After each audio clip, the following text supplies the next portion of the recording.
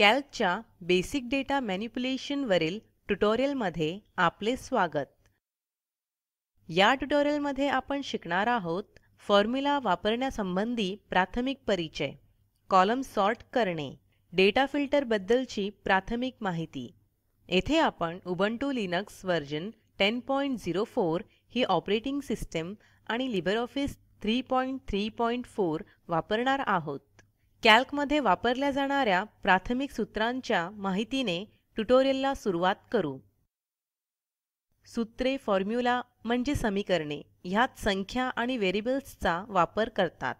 येथे cells variable प्रमाणे वापरतात. त्यात समीकरणास आवश्यक डेटा ठेवला जातो. मूलभूत गणिती क्रियांमध्ये बेरीज, वजाबाकी, गुणाकार, भागाकार यांचा समावेश होतो. आता आपण प्रथम पर्सनल फायनान्स trackerओडीएस ही फाईल उघडू. वरील फाईलमधील कॉस्ट या हेडिंग खाली असलेल्या सर्व खर्चांची बेरीज कशी करता येते ते पाहू. मिसलेनियस या हेडिंग खाली सम टोटल या नावाने अजून एक हेडिंग बनवा. आता A8 सेलवर क्लिक करा आणि त्यात सिरियल नंबर 7 लिहा. आता सेल C8 वर क्लिक करा जिथे आपण सर्व खर्चांची बेरीज मांडणार आहोत. सर्व खर्चांची बेरीज करण्यासाठी टाईप करा इज इक्वल टू सम आणि गोल कंसात ज्या सेल रेंजची आपल्याला बेरीज करायची आहे ती रेंज म्हणजेच C3:C7.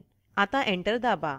तुम्हाला कॉस्ट खाली असलेल्या सर्व खर्चाची बेरीज झालेली दिसेल. आता आपण कॅल्कमध्ये वजाबाकी कशी करायची ते पाहू. जर आपल्याला हाऊस रेंट आणि इलेक्ट्रिसिटी बिल यांची वजाबाकी करून आलेले उत्तर A9 मध्ये दाखवायचे असेल तर प्रथम A9 वर क्लिक करा. या सेलमध्ये टाईप करा इज इक्वल टू आणि संबंधित सेल रेफरन्स म्हणजे C3-C4. आता एंटर दाबा.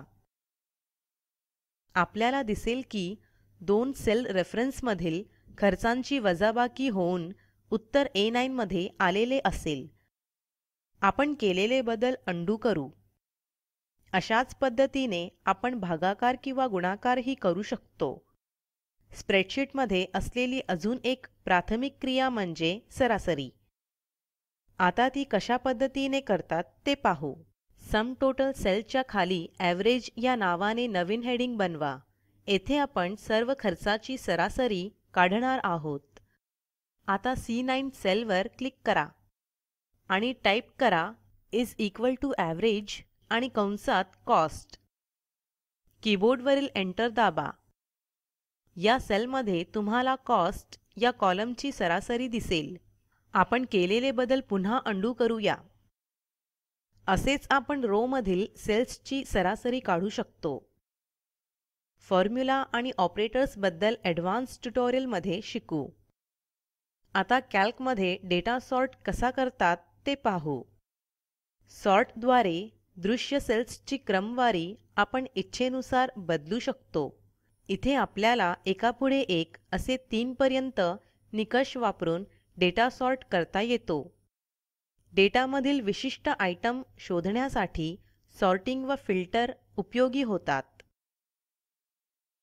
आपल्याला कॉस्ट खालील डेटा चढत्या क्रमाने सॉर्ट करायचा आहे.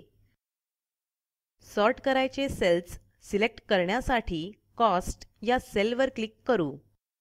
आता माऊसचे लेफ्ट बटन दाबून ते 2000 लिहिलेल्या सेलपर्यंत ड्रॅग करू. सॉर्ट करायचा कॉलम सिलेक्ट होईल. मेनूबारमधील डेटा ऑप्शनवर क्लिक करून मग सॉर्ट निवडा. आता करंट सिलेक्शन या ऑप्शनची निवड करा. तुम्हाला सॉर्ट क्रायटेरिया आणि ऑप्शन्स नावाचे 2 टॅब्स डायलॉग बॉक्समध्ये दिसतील. सॉर्ट क्रायटेरिया टॅबमध्ये सॉर्ट बाय या फिल्डमध्ये कॉस्टची निवड करा. कॉस्ट चढत्या क्रमाने सॉर्ट करण्यासाठी त्याच्या शेजारी असलेल्या असेंडिंग ऑप्शनवर क्लिक करा. आता ओके या बटणावर क्लिक करा. तुम्हाला दिसेल की कॉलम चढत्या क्रमाने सॉर्ट झालेला आहे. उतरत्या क्रमाने सॉर्ट करण्यासाठी डिसेंडिंग वर क्लिक करा व नंतर ओके क्लिक करा. आता स्प्रेडशीटमध्ये केलेले बदल अंडू करू. सर्व कॉलम एकदम सिलेक्ट करून ते सॉर्ट केल्यास एका वेळी अनेक कॉलम सॉर्ट होऊ शकतात. समजा सिरियल नंबर आणि कॉस्ट हे कॉलम्स सॉर्ट करायचे आहेत. आता पूर्वी केल्याप्रमाणे हे दोन्ही कॉलम सिलेक्ट करून घ्या. आता मेनूबार मधील डेटा ऑप्शनवर क्लिक करा आणि मग सॉर्ट वर क्लिक करा. डायलॉग बॉक्स मधील सॉर्ट बाय फील्ड मध्ये पहिल्यांदा कॉस्ट निवडा. नंतर देन बाय फील्ड मध्ये SN निवडा. दोन्ही ऑप्शन मध्ये डिसेंडिंग वर क्लिक करा आणि मग ओके बटन दाबा. ही दोन्ही हेडिंग उतरत्या क्रमात सॉर्ट झाली आहेत. केलेले बदल पुन्हा अंडू करू. आता डेटा फिल्टर कसा करायचा ते पाहू. स्प्रेडशीटमधील फिल्टर म्हणजे एक किंवा अनेक कसोटींवर खरे ठरणारे डेटा आयटम्स स्क्रीनवर दाखवणे. स्प्रेडशीटमध्ये फिल्टर सुरू करण्यासाठी आयटम नावाच्या सेलवर क्लिक करा. आता मेनूबार मधील डेटा ऑप्शनवर क्लिक करा आणि मग फिल्टरवर क्लिक करा. पॉपअप मेनूमध्ये ऑटो फिल्टर ऑप्शनवर क्लिक करा. तुम्हाला हेडिंगवर बाणाचे चिन्ह आलेले दिसेल. आता आयटम नामक सेलवरील डाऊन ॲरोवर क्लिक करा. जर आपल्याला फक्त इलेक्ट्रिसिटी बिल संबंधित डेटा बघायचा असेल तर इलेक्ट्रिसिटी बिल ऑप्शनवर क्लिक करा. आपल्याला फक्त इलेक्ट्रिसिटी बिल संबंधित डेटा येथे दिसेल. बाकीचे सर्व ऑप्शन्स फिल्टर झाले आहेत. सर्व डेटा बघण्यासाठी आयटम नामक सेलवरील डाऊन ॲरोवर क्लिक करा आणि मग ऑल वर क्लिक करा. अशा पद्धतीने तुम्हाला पूर्ण डेटा बघता येईल. ऑटो फिल्टर शिवाय अजून दोन फिल्टर ऑप्शन्स आहेत, स्टँडर्ड फिल्टर आणि ॲडव्हान्स्ड फिल्टर.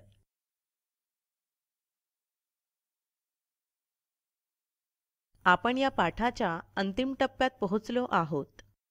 आपण जे शिकलो ते थोडक्यात पाहूया. फॉर्म्युला संबंधी प्राथमिक परिचय, कॉलम सॉर्ट करणे, डेटा फिल्टर्स बद्दलची प्राथमिक माहिती. प्रकल्पाची माहिती दिलेल्या लिंकवर उपलब्ध आहे, ज्यामध्ये तुम्हाला प्रोजेक्टचा सारांश मिळेल. जर तुमच्याकडे चांगली बँडविड्थ नसेल तर आपण व्हिडिओ डाउनलोड करूनही पाहू शकता. Spoken tutorial project team spoken ट्युटोरियलच्या सहाय्याने कार्यशाळा चालविते. परीक्षा उत्तीर्ण होणाऱ्या विद्यार्थ्यांना प्रमाणपत्रही दिले जाते. अधिक माहितीसाठी कृपया contact@spoken-tutorial.org वर लिहा. स्पोकन ट्युटोरियल प्रोजेक्ट हे टॉक टू टीचर या प्रोजेक्टचा भाग आहे. यासाठी अर्थसहाय्य national mission on education through ICT MHRD government of India यांच्याकडून मिळालेले आहे. यासंबंधी माहिती पुढील साईटवर उपलब्ध आहे. ह्या ट्युटोरियलचे भाषांतर मनाली रानडे यांनी केले असून मी रंजना भांबळे आपला निरोप घेते. सहभागासाठी धन्यवाद.